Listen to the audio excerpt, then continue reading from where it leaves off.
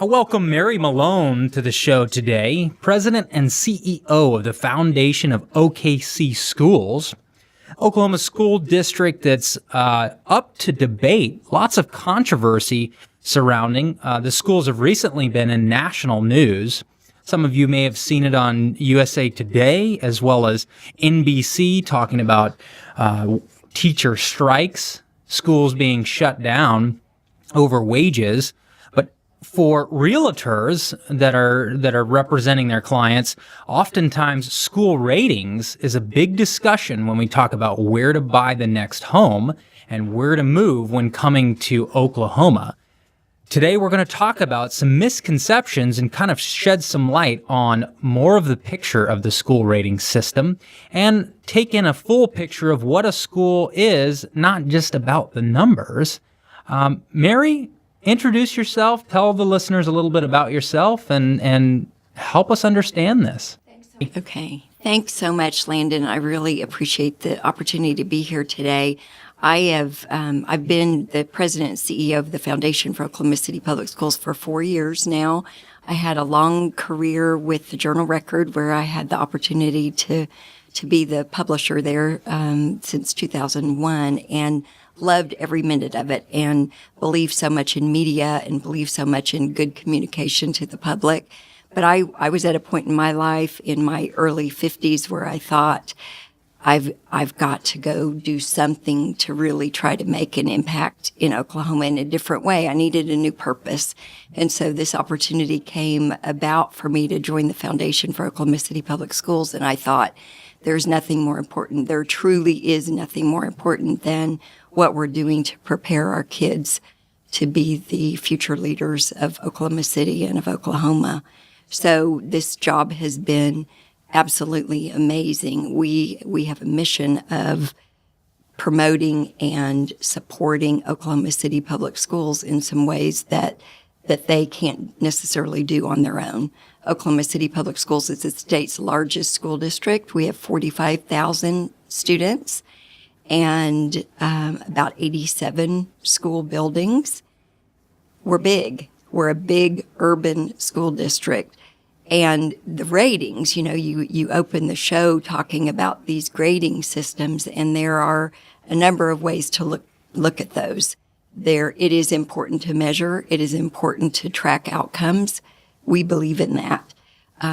But there is a lot more to the story than just those grade bands, just those standardized test scores. So I think my message to realtors and to people looking to move into Oklahoma City is go visit a school. Just go to the neighborhood you're interested in. Go in the school. Introduce yourself to the principal. Ask to visit with some teachers. And what you will find, I guarantee you with 100% certainty, is you will find something that's really good and really strong. We've got amazing kids and amazing teachers and amazing school leaders working really hard every day.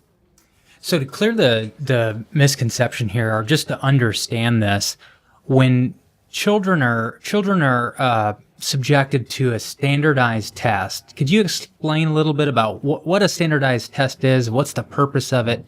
How's it conducted, and what is this, an annual thing, or? They are done annually, and most of us grew up with that as well. It is kind of the world's way of trying to put everybody into one box, is the way I look at it. There are people that are very successful as adults who never did very well on standardized tests. It was never my best thing. Yet I have a daughter who could ace every single one of them. Everybody learns differently. All that to say, I don't want to give the misconception that everything is perfect in Oklahoma City Public Schools, but I do want to paint the real picture that what we have in our 45,000 students are a mixture of all kinds of ethnicities. We have diversity. We also have a lot of poverty. 90% of our kids in the district live at or below the poverty line. Their families do. So with How that, many percent? Say that again. 90%. 90. At or below the poverty line. Yes. Wow. That's a lot of pressure. That's a lot of pressure, and that's a lot of pressure on families, and it's a lot of pressure on schools and principals to take care of the issues that go along with living in poverty. It is not a learning disability, and so that's really important to remember. It doesn't mean kids can't learn, but it does mean that we have a lot of kids coming to school with food insecurity and with other issues that our teachers have to deal with. So we got to work with the baseline. We've got to know that's the reality before we start judging kids on standardized testing. However, we've got to have kids that can read at grade level, that can perform academically, because we need them to be ready to go on to whatever is next after high school. So it's this very complicated picture, but it isn't one that should scare people off from enrolling their kids in these schools. And that's the biggest message I want to convey is having your children go to school with a diverse group of kids is going to teach them so much more Life than skills. they would Sure. learn in a setting where they weren't exposed to that. There is so if we look at kind of the grade school rating, right? This whole let's just take this case study here. Eugene Fields Elementary School, which is just north of Midtown, kind of in the Paseo area. According to greatschools.org, who provides the school rating for Zillow and Trulia, they say the test scores at this school fall below the state average. This suggests that most students at this school may not be performing at the grade level. What do you feel when you hear something like that? Well, it makes me feel badly. You know, I feel badly for those kids. And I also feel really badly for the teachers and the principal who are working really hard every day. You have to understand equity, and equity is a big part of what Oklahoma City Public Schools is focusing on right now. If you have a group of kids coming from different families and different backgrounds, you think that you give them all the very same thing and they will perform at the very same level. If it's all equal, that's equality. Equity is understanding where each child starts. So if a child starts behind, that child is going to need some extra supports to get them caught up and to get them at grade level so that everybody is moving along at the same path. And we have to remember that as we are deciding on what programs to put into schools and what kind of after-school care our kids are getting. All of that works together to help provide this equity for our kids. I think that in the next year, we're going to be seeing a lot of changes. The pathway to greatness is happening now. Maybe most of your viewers have heard about that in the news. It is a big process that Oklahoma City Public Schools is going through to review every facility based on some really deep criteria points, data points. And from there, decisions are going to be made about how to make sure that equity really is being provided at all of our schools. What may come from it is that some of our schools that aren't filled to capacity may be consolidating with other schools. There may even be some schools that close. The trade-up, though, for those schools will be that funds and resources will be put towards providing services for these kids and families Versus building costs. to help them Sure. catch up. Sure. Versus having a school that's 60% filled, and I don't know about Eugene Fields. I couldn't name a school, and there aren't Sure. any schools named right now. But if a school is 60% filled, they are, by state law, getting fewer teachers. They may not have a full-time art teacher. They may not have a full-time PE teacher. They may not have all of the services that all of the schools in the suburban Based districts on the may funding have, formula. Based on the funding formula. Interesting. So there are going to be some really innovative things that are happening in the next 6 to 12 months within Oklahoma City Public Schools that makes it, for me, such an exciting time to be part of this district. And I can tell you, if I had a child that was school-aged right now, I would have no hesitation in enrolling them in one of our schools. I absolutely would not. And I want to make the point also about this, whatever grading metric you look at. I've had conversations with realtors and said this to them: would you want your home buyer to just look at the Zestimate that Zillow provides and make their decision based solely on that? And most realtors will say no. That's one little piece. Sure. It's a computer-generated number. It's a computer-generated number. If you were just to make a decision about where to put your child in school based on that grade that you see for the school, then you're missing a lot of the picture. Okay, so Edmond Schools is top of the nation for school quality. And some of the argument is just, geographically, it's only 15, 20 miles away. What's the reason behind that? Is it the poverty thing? Is that what we're talking about? Is that why Edmond Schools are able to shine? Where just next door, we don't see the same picture? Yeah, I think it goes back historically in Oklahoma City Public Schools to even back when busing started. There was a great flight out of the urban part of the city.